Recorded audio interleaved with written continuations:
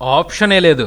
వీళ్ళని చూసి చాలా నేర్చుకోవాల్సిందే. వివరాల్లోకి వెళ్దాం. నేను మిస్టర్ బి, ఇది నా కామెంట్. ఈ మధ్య కాలంలో కొంచెం బలంగానే వినిపించింది ఈ మాట.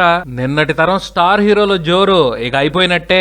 యంగ్ జనరేషన్ కంప్లీట్ గా తెలుగు ఫిలిం ఇండస్ట్రీని ఆక్రమించేసుకుంది. జనాలు కూడా పవన్ కళ్యాణ్, మహేష్ బాబు, జూనియర్ ఎన్టీఆర్, అల్లు అర్జున్, రామ్ చరణే అంటున్నారు. బాలకృష్ణ, చిరంజీవి, నాగార్జున, వెంకటేష్ సైడ్ అయిపోయినట్టే అని మాట్లాడుకున్నారు. ఈ మాటల్లో ఏ విధమైన పస లేదు, నిజం అంతకంటే లేదు అని చెప్పేసి మామూలుగా నిరూపించట్లేదు నిన్నటి స్టార్స్. సారీ, మేము నిన్నటి స్టార్స్ కాదు, ఎవర్ గ్రీన్ స్టార్స్ అని మీసం మెలేస్తున్నారు. క్రితం సంవత్సరం నాగార్జున సోగ్గాడి చిన్ని నాయనతో చుక్కలు చూపెట్టారు బాక్స్ ఆఫీస్ కి. ఈ సంవత్సరం నందమూరి బాలకృష్ణ, మెగాస్టార్ చిరంజీవి ఒకరితో ఒకరు పోటీ పడుతూ మరి వాళ్ళ సత్తాన్ని చాటుకుంటున్నారు. నిజంగా మాస్ హీరోయిజం అనేది ఓ మత్తు. మాస్ హీరోయిజం బేస్ గా అభిమానం రుచి మరిగిన వాళ్ళు ఓ పట్టాన దాన్ని వదిలిపెట్టలేరేమో. కాకపోతే చెప్పండి, చిరంజీవికి 60 ఏళ్లు, బాలకృష్ణకి 56 ఏళ్లు. ఆ సినిమాల కోసం వాళ్ళు ఏం కష్టపడ్డారు స్వామి. ఆ కష్టం తలుచుకుంటేనే ఇద్దరి మీద అభిమానం విపరీతంగా పొంగిపోతుంది. ఇప్పటి ఆడియన్స్ ఒకప్పటి మాదిరి కాదు. గతంలో డూపులతో కూడా చెల్లిపోయేది, ఇప్పుడు పసిగట్టేస్తున్నారు. ఏది డూపో ఏది ఒరిజినల్. మభ్య పెట్టడం అంత ఈజీ కాదు, కష్టపడాల్సిందే. ఇప్పటి జనరేషన్ అంతా